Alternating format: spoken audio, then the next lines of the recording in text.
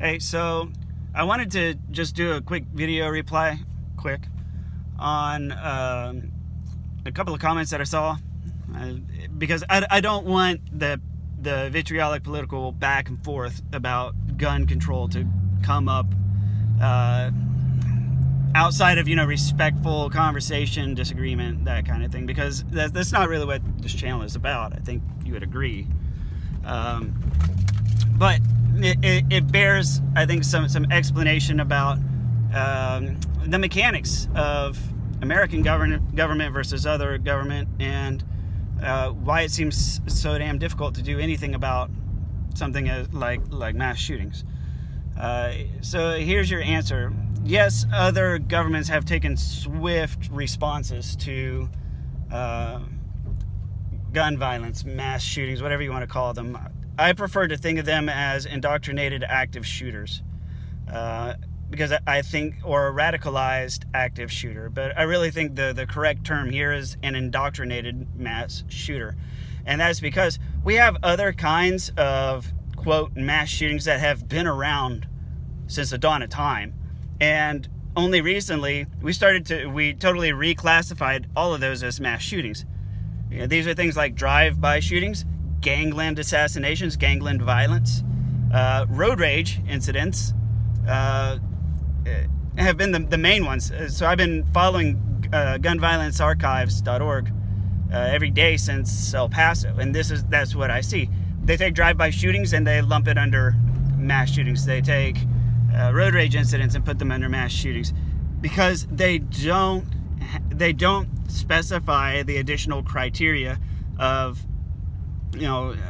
mental state, indoctrination, and whether or not it's like an active shooter situation, like what we think of, like some dude in body armor going into a public place and indiscriminately shooting people. Like, they don't really take motivations into account. So it's just 255. And whenever you look at that, the rate of violence is still steadily decreasing. But now suddenly what they've done is, to make it seem as if violence is increasing, they've narrowed the categories and added it all up. So even though the total number of gun crimes is decreasing in the sense of shooting multiple people, that statistic is on the decline. So they have instead taken all the individual categories of shooting multiple people and lumped it into one category, so the number appears bigger. So you have to understand, first of all, that's the reason why out of nowhere it seems we have this epidemic. Combine that with the fact how the media chooses to cover it. It seems like it's happening more because they cover it more. Suicide is still an issue in the United States. However, the news stopped reporting on it so much because they found the more they reported on suicide, the more suicides people were committing. So it's sort of like the notoriety in just the act of writing about it seems to have a causal effect. This is something that the journalism industry knows very well, so they're creating the effect on purpose when it comes to mass shooting. But all of that aside, because you can agree and disagree with that all you want, I'm a data head. I look at the actual data extracts, and that's what I conclude. You're free to read whatever sources you want and have a independent opinion. That's fine.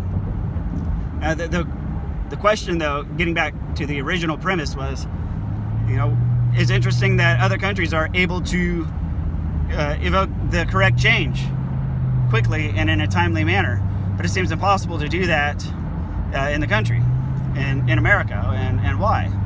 Well, you got to understand a couple of things. First of all, the majority of these countries that people are referring to will easily fit into the boundaries of Texas, with plenty of room left over and plenty of population left over, right? Texas is larger than the majority of other countries in the world. In fact, Texas alone is like the number 3 exporter of oil and energy. We're bigger than Iraq, right? So there you go. I say we because I live in Texas, right? So there you go. So most of these countries are significantly smaller than just one of the 50 states in America. Plus, we also have additional territories, but I don't know how much input they could even really have. So there's a lot fewer people.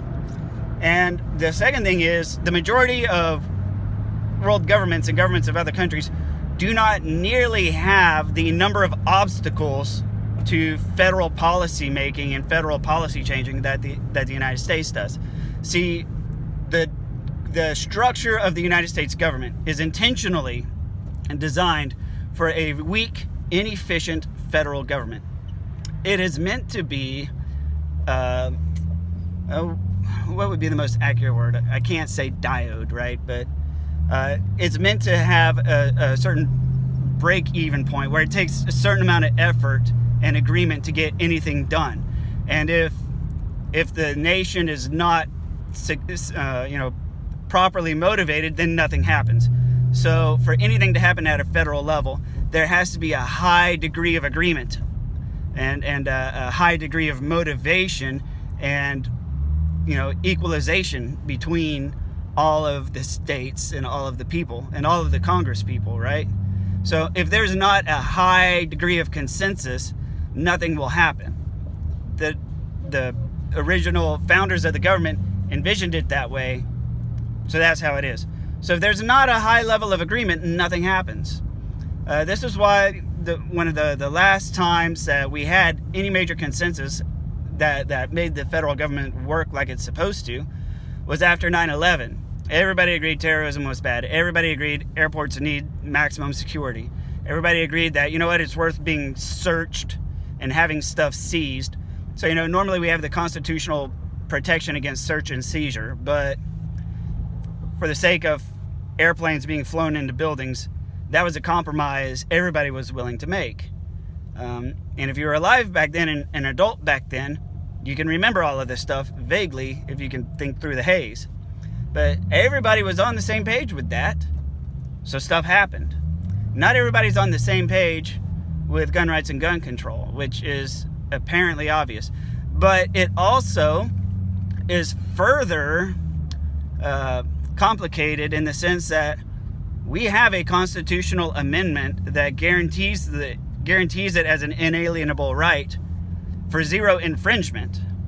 So in order for there to even be a chance of passing a full-on legislation, we'd have to first amend the United States Constitution. And that's a very difficult process because 2/3 of the states have to agree to it, and then 3/4 of the states have to agree to the amendment, right? This is very few times has an amendment been struck down, and the only time it was done was during Prohibition, that we prohibited alcohol, and then we were like, you know what, drinking's fun, and we went back. Outside of that, there's really not any other examples in the United States Constitution of the people making a decision towards prohibition and then, and moving forward from there, right? Last time we prohibited anything, we changed our mind. And I expect the same thing would happen with guns. We would prohibit guns, and then we would see how vulnerable we are to armed people and, the drug cartels that are pounding at the border and everybody else. Once we get rid of our guns, it was to keep the fucking cartels from coming over here. Not a lot, except, wise business decisions, but they're not always rational. And that's not to fearmonger or anything. It's just one of many possible what ifs, right? We've never totally come and taken everybody's guns in America, so it's not like we can discuss anything except what ifs, right? So don't jump down my throat on that.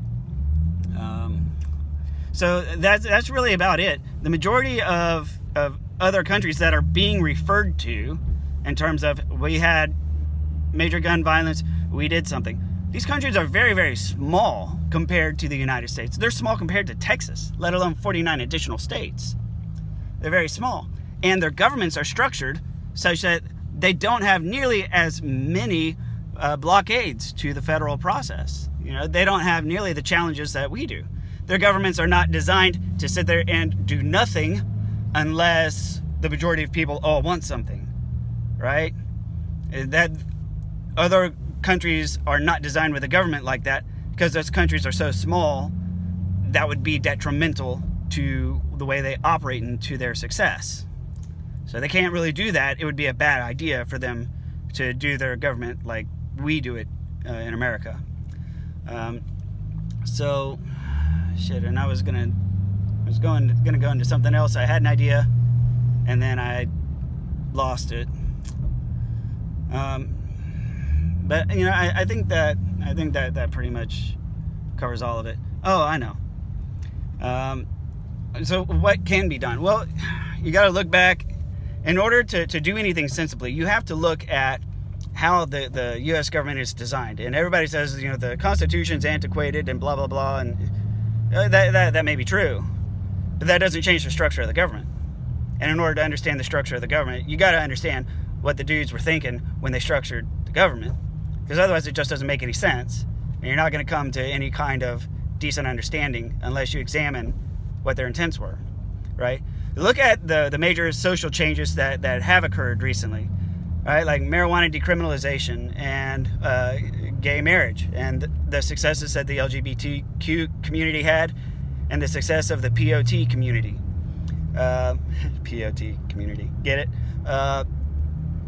What happened? You look at California. California has long bucked the federal government's regulations and laws. They were some of the first to decriminalize marijuana and make it okay for medical use. I think Colorado was maybe the first one. I don't really remember where it started. But it started with local governments, like cities and then eventually states. The cities and the states in America have the right to buck federal policy and federal law if they so choose.